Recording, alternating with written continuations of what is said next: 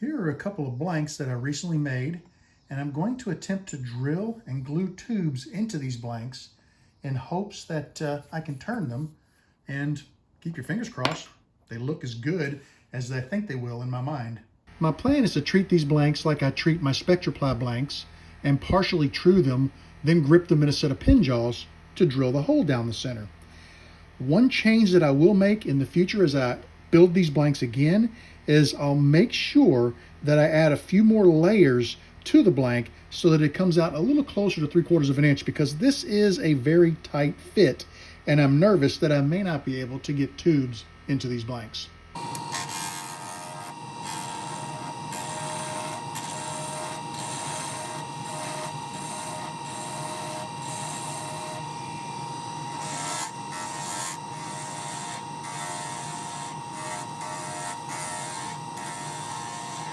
Blank number one has been partially trued. So far, so good. I'm going to go ahead and true the other two blanks. We'll do all three of them at the same time. That way, if we do have a blowout, we can pick up where we left off with another blank, and hopefully one of three will become a pin at the end of this video. Blank number two has been trued up. Let's move on to the last blank. The third and final blank is ready to be chucked up and drilled.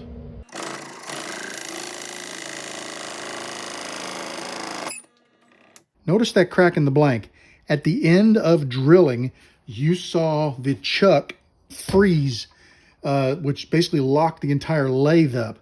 What happened is so much material got packed into my bit, and it swells up when it gets hot, and it locked the bit inside of the blank, consequently stopping the lathe and causing me to break the blank. This one is probably not fixable, and that's why I'm glad we did prepare two other blanks. Notice with blank number two, it's spinning nice and square in the lathe.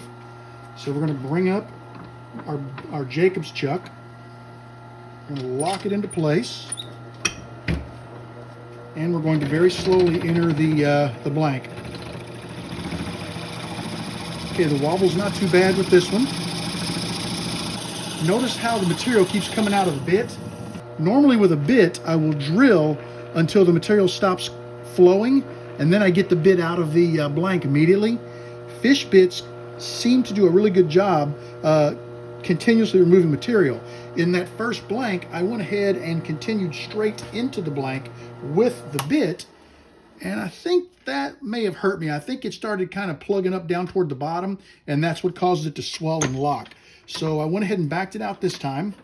We're going to partially insert the bit into our blank, and then we'll restart the blank and continue drilling. Notice how nicely that material ejects from the blank. I'm going to go ahead and stop one more time and repeat that process. Lock her into place, and let's finish this blank. A lot of loose material in there. Let me grab, whoops, sorry, I was off camera. Just basically took a 3/8 inch bottle brush and cleaned out the inside of the blank. And what I'm going to do now is grab a tube and see how it looks. Got a tube here. I'm just going to put it into the blank. Okay, it's kind of catching as it goes in, but there's a lot of loose material in there, so I'm wondering, going from the other end, yeah, there we go. That's going to be good. There was just a little piece of loose material in there. And let me see if I can press that in. Okay, we're just below the surface on this side of the blank, and we're just below the surface on this side of the blank. So this one looks pretty good. It's ready to be glued up. Let's grab blank number three. Blank is spinning nice and true in the chuck. I did not crank the chuck down as tight as I have. Now, there's a positive and a negative to that. The positive is the chuck's not going to crush the blank in the event that this material is soft, but the negative is if I do get a catch, it's just going to spin in the chuck, which could cause damage to the blank. So we're going to take our time. We're going to drill very slowly and see how this turns out. The epoxy has dried on the tubes, and I've got the ends squared up, and the first blank on the lathe. We are ready to begin turning.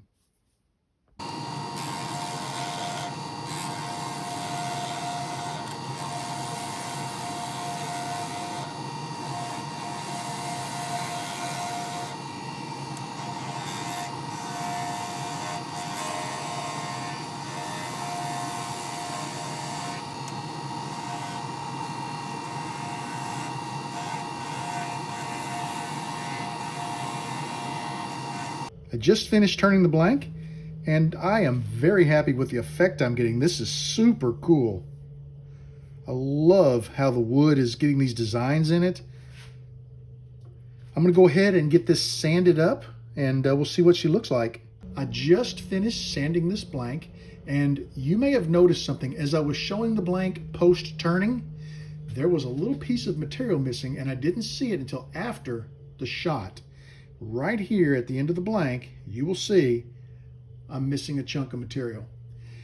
I'm glad I have a second blank to turn. Hopefully that one comes out perfect. I think what I can probably do is finish this blank up, and I could cover that with the clip if I decide to put this into a kit. I really don't think that I will because of the damage, but let's see what happens with the second blank. As I was turning, I noticed a little chip out right here, and you might be able to kind of see it's not round as I turn the headstock. I still have a fingernail right there where it meets the bushing, so that's great, no issue, but we're going to do something to kind of help hedge our bets and protect us against that. On the other side of the blank, right here, the maple and the walnut veneers, there's a little separation between them. I can see glue in the crack, but I want to make sure that I don't have an issue with this. So what we're going to do is we're going to go ahead and flood the blank with thin CA just to make sure everything is tightly stuck together. Then I'm going to use a little medium over here to build this up. Little medium over here to fill this in, and we'll continue turning.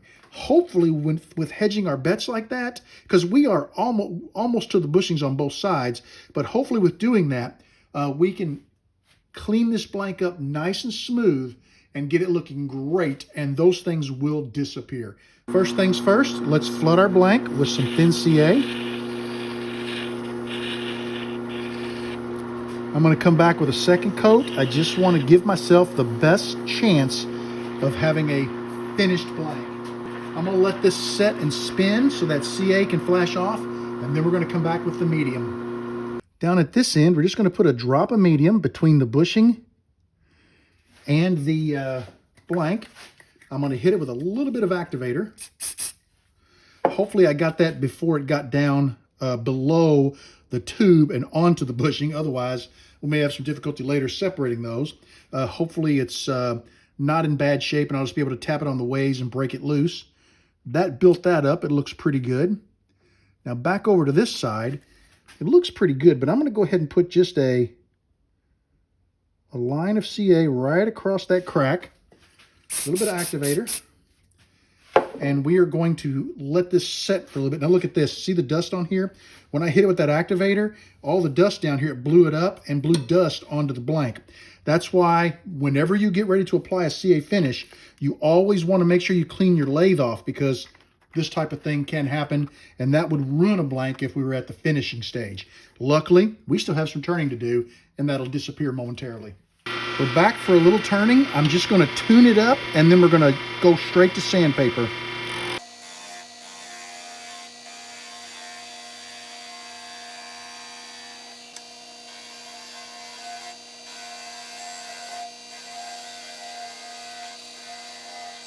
As I was cleaning up the blank, this end went pretty good. I was able to go straight down to the bushing.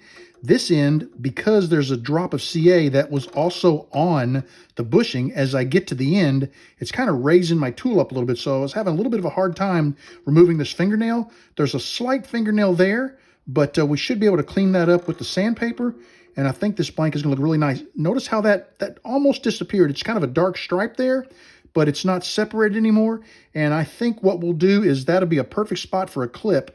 And this pin is going to look absolutely fantastic once it's assembled into a kit. Well, this turned out pretty darn perfect. The CA all sanded away on this end, and I have a perfect fit with my bushing, which is what I wanted. And I just needed that CA to keep me from, possibly taking away any more material and causing an issue. At this end, I've got a perfect fit with the bushing, no fingernail at all. If we look very closely, there it is right there. We can see that little gap. However, it's pretty darn dark, and I bet you once I get this thing finished with CA, that thing is going to disappear. It's going to be very difficult to see. So I think all in all, we're going to have a pretty killer looking blank. This bullseye effect is just amazing. I'm going to get my CA ready to go, and we're going to go ahead and put a CA finish on our blank. I just finished applying CA to my blank. I'm happy with how it looks. I've got to micro mesh it still, but it looks pretty darn cool. Watch this as we come around. The blank looks pretty normal. And as the veneer does that little taper, it makes the blank look here and here like it tapers in, but it doesn't. That is such a cool effect. I'm really liking this blank. I just finished micro meshing, and I want you to take a close look and see if you can identify where I put the glue to fill that gap where those two pieces had separated. It pretty well has disappeared. I'm having a hard time finding it, and I'm sitting here looking at the blank live. I don't see where it's at. That's amazing. That trick worked so well, and this blank looks gorgeous. I'm going to wax it up, buff it, and I'm going to meet you at the assembly table, and we're going to get this assembled into a kit. We are ready to assemble this blank into a kit. I love how the blank looks.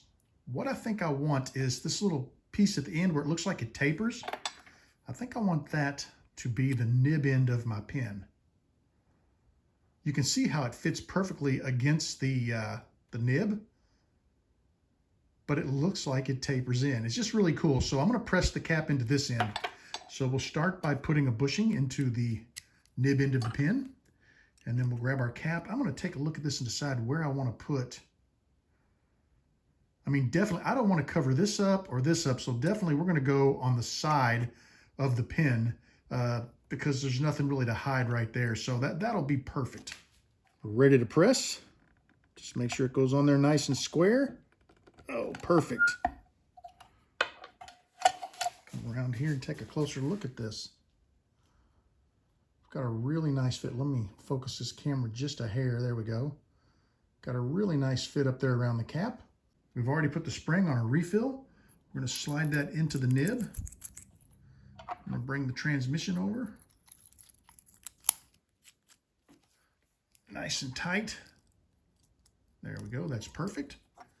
We slide that into the front of our pen, and she's complete. That is such a cool looking blank. I'm very, very happy with this. I'd really like to thank you for joining me in the shop today for the turning of this incredible veneer blank. I had a great time making this blank, and I had an even better time turning it and seeing what it turned into.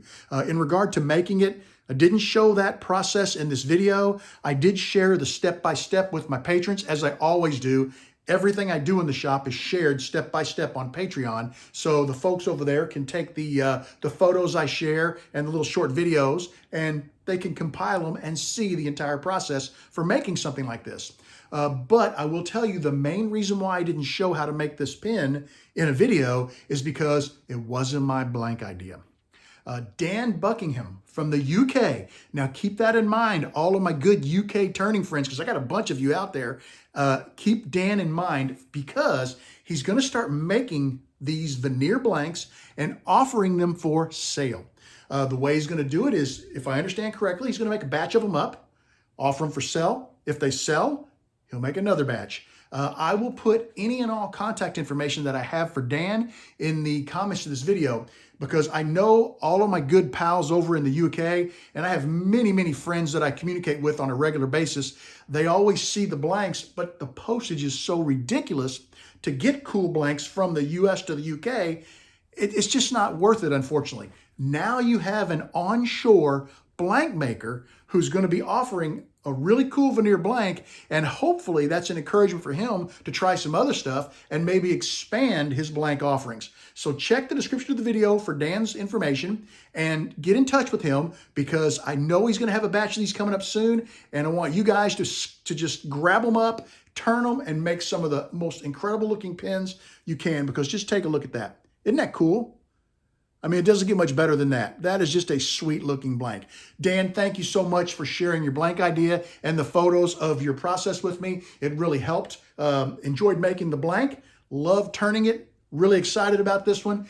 And as always, I'd like to thank everyone for joining me in the shop, because you are always welcome in my shop. Come back and see me again real soon, and have a great evening.